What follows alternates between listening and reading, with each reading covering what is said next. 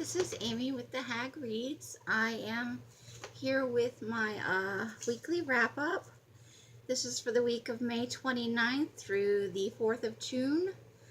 I read 9 books in this week, 5 adult fiction, 2 YA, and 2 children's fiction. I did not read any adult nonfiction this week. The first adult fiction book that I read this week, Darkus Craving by Gena Schowalter, which is book 10 in the Lords of the Underworld series. They're all kind of the same. The basic premise of the whole series is there is this group of men who were warriors and who were protectors of Pandora's box, and Pandora's box was opened and the demons were let out, and that each of these warriors contains the spirit of one of the demons let loose out of the box. And so they are all fighting to return the spirits to the box, I guess, is the ultimate goal.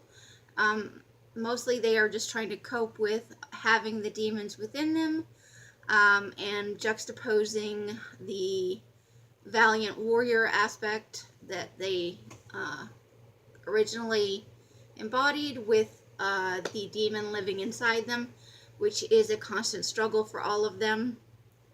This one focused on the demon of disaster, and they're all this perfect male warrior who is big and tall and strong, meets the perfect woman for him, and they spend the entire book convincing themselves and trying to convince each other that it will never work and they don't deserve love, and then it all ends, happily ever after every time. So this one focuses on disaster. These are just paranormal softcore porn, I guess. They're entertaining. It's not great literature. It's just strictly for fun. My second book for the previous week is Woman Number 17 by Eden Lepucki. The description on Goodreads is probably the best way to go. It was short and succinct. Little blurb about the book. A sinister, sexy noir about art, motherhood, and the intensity of female friendships, set in the posh hills of Los Angeles. I struggle with, I guess, this kind of book right now. It's very popular. It's kind of reminiscent of The Girl on the Train or The Woman in Cabin 10. These are selfish, kind of often drunken, behaving stupidly, getting involved in inappropriate relationships. In this book, you've got a mother who can't let go of her grown son and allow him to become independent, very protective of their special bond since she raised him on her own and he has a disability. And then there's a secondary main character who is much younger and who is nannying for her younger son, separated from her husband simply because she wants to be. This main character, the mother character, kind of reminded me of the main character in, I watched for a while on Netflix, The Girlfriend's Guide to Divorce, and I initially liked it. Mature women, divorced, supporting each other, but it became it was such a kind of screwed up drama, and all these women were basically behaving like they're 20 years old again, getting drunk and trying to get laid and proving that they still have it, which they clearly do. But I just find this idea that every woman who reaches mid-age is a drunken, shrieking shrew who is trying to find a man to complete herself, or who is much too wrapped up in her own children, or conversely just doesn't care about her own children at all. It seems to be the popular portrayal for women between like 35 and 50 anymore. The women on that particular show, as is the case with the woman in this book, they're beautiful women in basically fantastic shape. None of them look like they've ever had children. And I know that does happen in real life, but I don't feel like it represents what most women who are that age are actually doing with their lives. Maybe I'm wrong, maybe it's just me and I'm boring, but I'm kind of annoyed with this stereotype, and I feel like it's not a positive portrayal of women. There's nothing empowering about being drunk all the time. Certainly nothing wrong with drinking and enjoying alcohol, but in the case of like the girl on the train and the woman in cabin 10, these women are functioning alcoholics, or in the case of the girl on the train, it had surpassed functioning. That we're all out there trying to solve our problems with alcohol, and none of us have the emotional maturity to not need men to fix our lives. It annoys me. I gave the book a 3 because the idea behind it is good. I think I need to not read any more of this type for a while. I'm just finding too many similarities, and I'm annoyed by it. Third book was City of Night, which is the second book in the Dean Koontz Frankenstein series. And I originally, these are rereads for me, which I've explained in another video. And I have to say, I am liking this series so much less than I originally perceived in the rereading. There's a lot of things I don't like about it. I really don't like and maybe it's been too long since I read the original, but the kind of misogynistic bent of this Dr. Frankenstein, the actual doctor.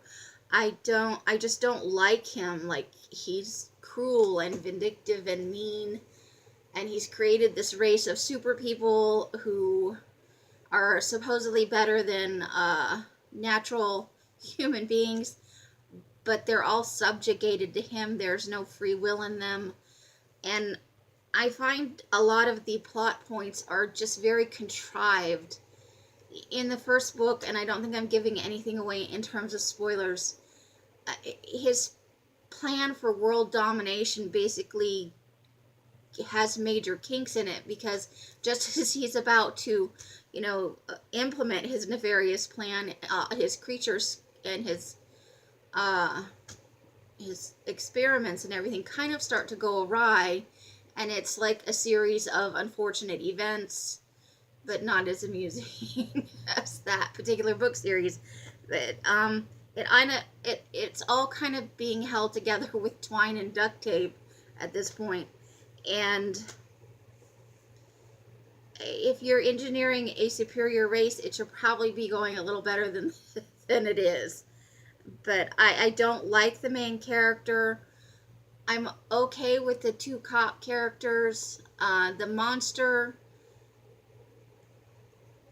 is okay as well, but it almost has kind of a godlike ability to fix situations, and so it just doesn't feel like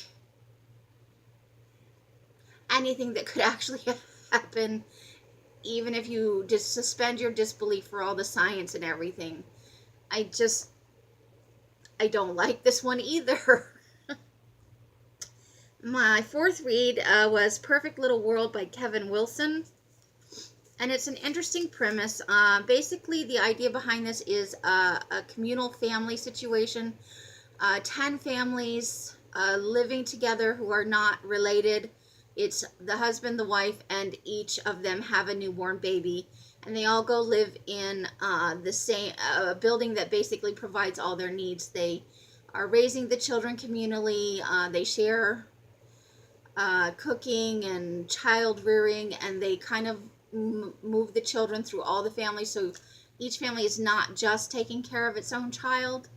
And it's set up as a scientific experiment, and it's in an attempt to provide a built-in network for supporting families who maybe don't have that support naturally.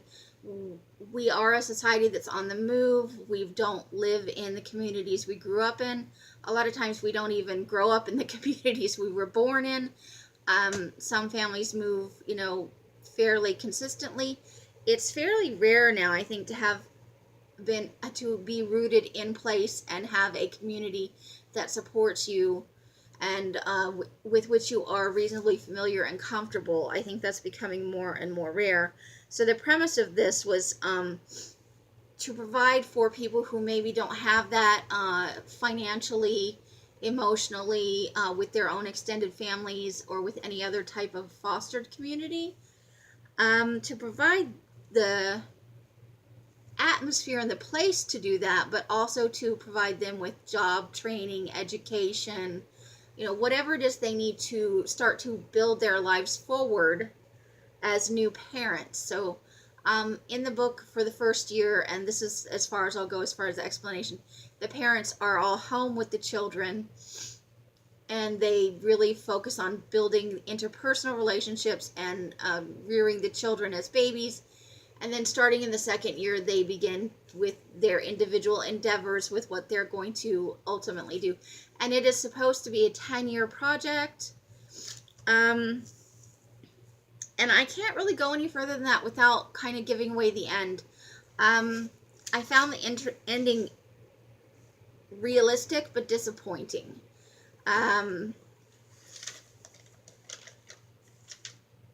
It's not a bad book. I gave it 3 stars, and it was a good read.